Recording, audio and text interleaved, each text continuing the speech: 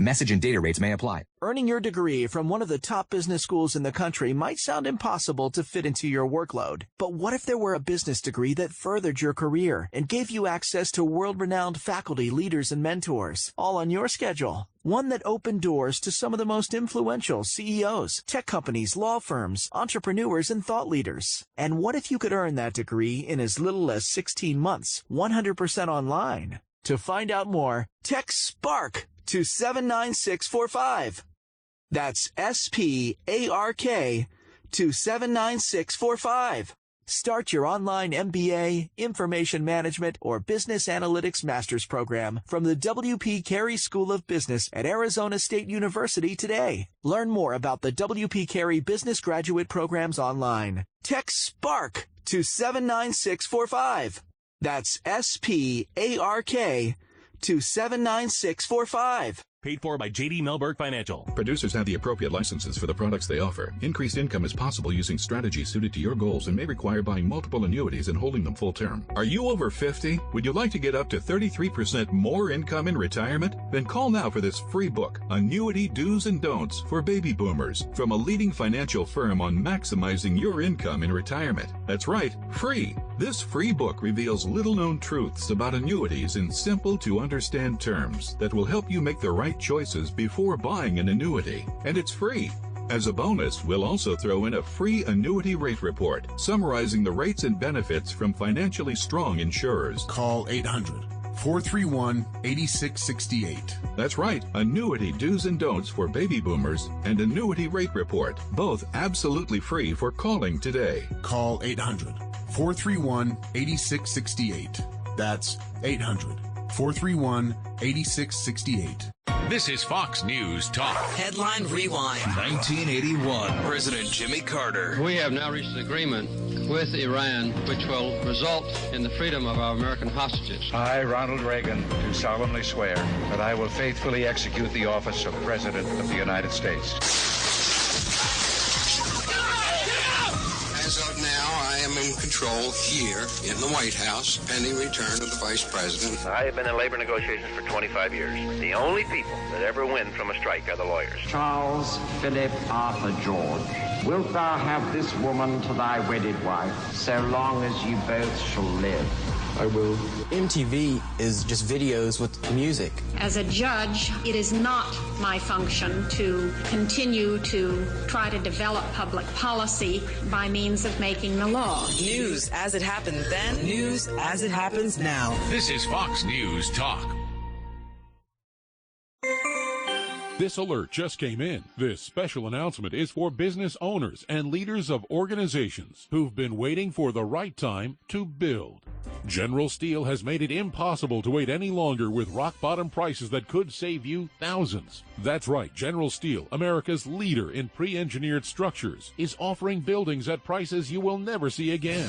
Don't miss these prices. A 50 by 100 for $35,000. You heard right. That's 5,000 square feet for $35,000. Manufacturers, if you need a larger building, try a 100 by 100 commercial building for $129,000. You can't afford to rent with these prices. Imagine a 70 by 100-foot church building for under $69,000. With the economy improving and interest rates still at historic lows, you can't afford to wait. So call 866-96-STEEL. Call now to lock in your price. 866-96-STEEL. That's 866-967-8335.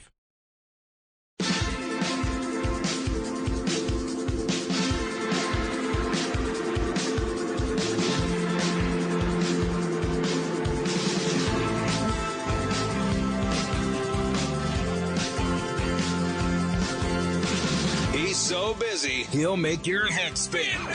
It's Brian Kilmeade.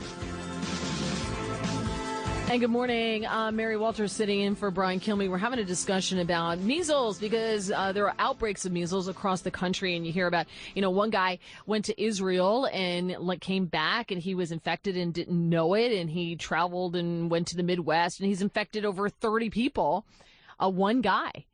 And talking about whether the government should have the right to come in and tell you you have to vaccinate your children.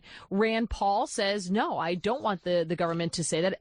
But that being said, I vaccinated all my children. You have the doctors in Congress, Senator Bill Cassidy, Representative Phil Rowe, Michael Burgess, Representative Brad Wenstrup, all doctors. They strongly back vaccinations, but they stop short of supporting removing religious or philosophical exemptions. So they're walking that tightrope. They think you should do it, but they don't believe in forcing you to do it. But then I worry about people who maybe for whatever reason are going to become sicker than you will ever be, because you chose not to vaccinate and they wind up being exposed to it, like an infant or someone who has a compromised immune system. It's a very, very tough question to navigate. Let's go to Virginia. Eric, good morning. You're on the Brian Kilmeade Show. Hi.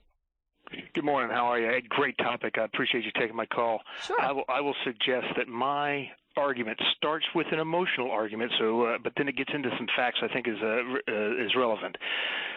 Anytime I go to the doc, even for a hangnail, I got to sign a waiver and say, hey, there's a risk to any treatment. But then I talk about vaccines and they say, hey, perfectly safe, perfectly safe. I don't think that's the case. I think there's a risk to it, but now it's just an argument of the balance of the risk of the disease versus the risk of the vaccine. So I'm one of those oddballs that, you say many people aren't going to go out and do the research, but I go out and do the research, and I take a look at the CDC webpage, and I find the rate at which someone has drastic ill effects of a disease versus the rate at which someone has a drastic ill effect of the vaccine. And my analysis would suggest that they're pretty close. So why would I take the risk of the vaccine over the disease?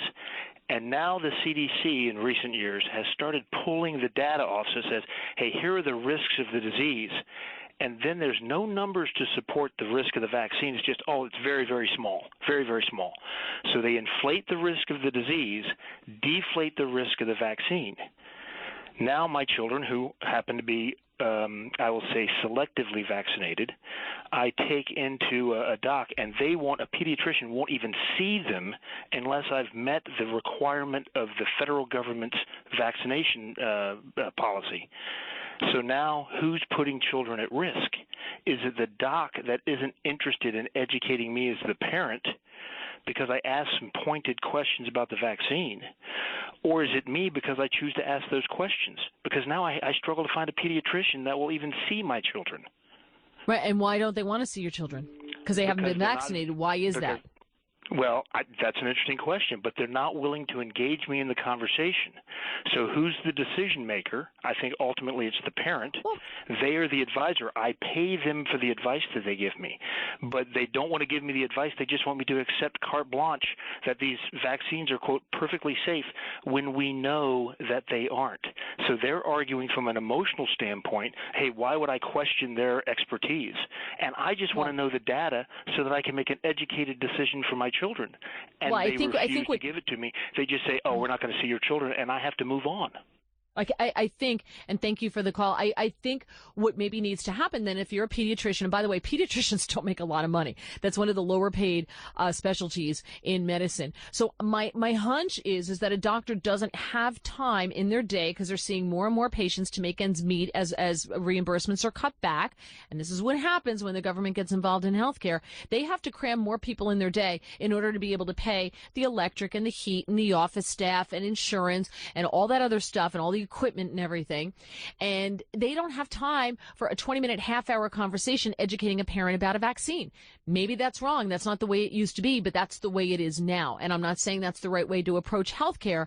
I'm just saying that's probably, if that is the case, that's what's happening, because they just don't have the time. They've got about 15 minutes per patient if they want to be able to continue to make ends meet. It's sad. Let's go to Todd in Rome, New York on WIBX. Todd, good morning. Hi. Hi. Thanks for taking my call. Sure. Hey, I think it's a trust thing.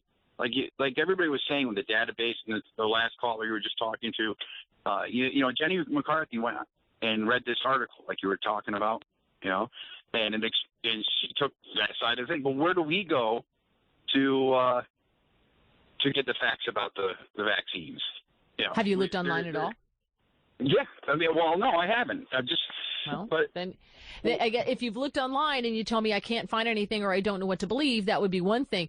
But I've known when I've been prescribed medication, I can type that name of the drug into Bing or DuckDuckGo or whatever you choose to use, and I can sit and read about it. And I can read the package insert that would come with that drug, and I can sit and read about it.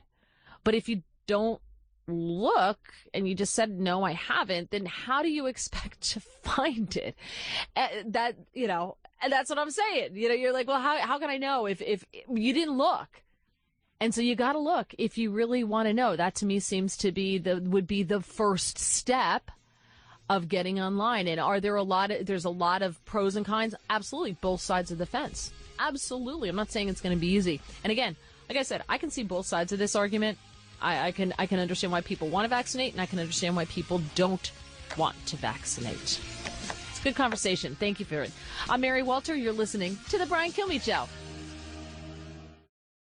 If you have an unpaid debt to the IRS that you can't pay, please hear this special notice. Specially approved IRS relief programs designed to aid delinquent taxpayers are now in effect that can significantly improve your financial situation. Depending on your circumstances, you may qualify to have your tax problem resolved in your favor and may even have your back taxes reduced by thousands or eliminated entirely. A relief hotline has been established by Community Tax for you to call and see if you qualify at 800-253-1585. If you owe the IRS back taxes that you can't afford to pay, don't let the IRS trick you into thinking you have no way out. Our highly accredited tax professionals will let you know what you qualify for and how much you can save. We may be able to stop all liens, garnishments, levies, and save you thousands. Call and see if you qualify for this taxpayer relief at 800-253-1585. 800-253-1585. That's 800-253-1585. Ranger Station, Ranger speaking. Yeah, hi. I'd like to report a bear sighting. Location. In the forest near the side of the road. No need for alarm, sir. The forest is where bears live. But this was no ordinary bear. No ordinary bear? Yeah, 1 second I'm having a smoke taking in the view. Next thing I know, I am face to face with Smokey Bear. Let me guess, Smokey had a tip for you. He did. He must have seen me toss my cigarette on the ground. He told me never to do that because it only takes one spark to start a wildfire. He's a smart bear. Did you know that 9 out of 10 wildfires are caused by humans? That means 9 out of 10 wildfires can be prevented. That's what Smokey said. I had no idea. That's why Smokey's famous, and you're not. Good point. If you see someone in danger of starting a wildfire, step in and make a difference, because 9 out of 10 wildfires are caused by humans. Brought to you by Smokey Bear, the U.S. Forest Service, your state forester, and the Ad Council. Learn more at SmokeyBear.com. Only you can prevent wildfires.